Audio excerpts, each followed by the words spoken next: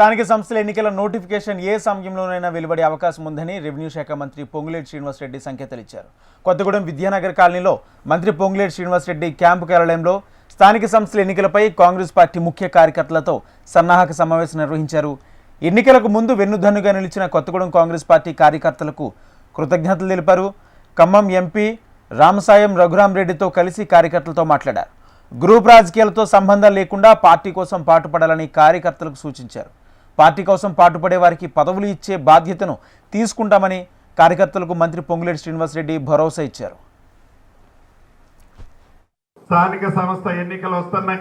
ఏ నిమిషంలోనైనా ప్రకటనలు రావచ్చు. కాంగ్రెస్ పార్టీని నమ్ముకొని ఉన్న ప్రతి ఒక్క కార్యకర్తకి భరోసా ఇస్తూ అండగా ఉంటూ కష్టంలో నిలబడుతూ పార్టీ మంచి జరిగే విషయంలో గ్రూపులకు అతీతంగా, గ్రూపులే ముఖ్యం కాదు, గ్రూపులకు అతీతంగా తను ఏ గ్రూప్ అన్నది ముఖ్యం కాదు.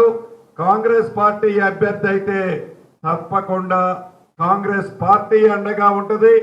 నేను అండగా ఉంటాను. ఎంపీ గారు రఘురామరెడ్డి గారు ఉంటారు.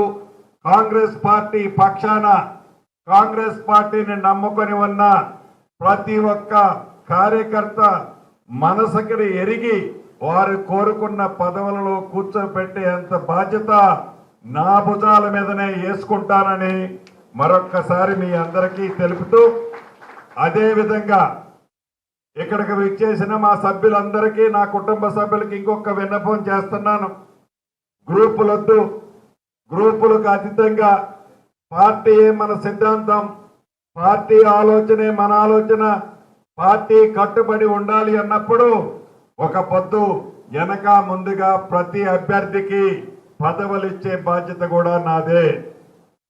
కాబట్టి ఒక గ్రామ పంచాయతీలో సర్పంచ్ గానో, ఎంపీటీసీ గానో, ఆ మండలంలో ఎంపీపీ గానో, లేకుంటే ఆ మండలంలో జెడ్పీటీసీ గానో ఏదో ఒక పదవిలో, అదే రకంగా ప్రభుత్వ పక్షానున్న పదవుల్లో, అదే రకంగా పార్టీ పక్షానున్న పదవుల్లో అందరినీ భర్తీ చేసి తప్పకుండా కార్యకర్తల మనోభావాలకు అనుగుణంగా పార్టీ నిర్ణయాలు కూడా ఉంటాయి.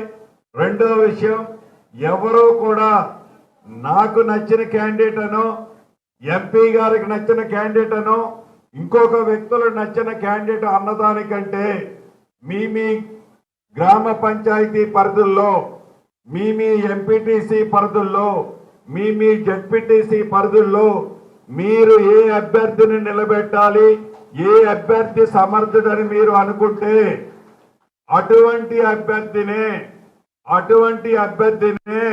పార్టీ పక్షాన పూర్తి మద్దతు పార్టీ, నేను కూడా రఘురామరెడ్డి గారు కూడా ఉంటాడని మీ అందరికీ తెలియజేస్తున్నాను.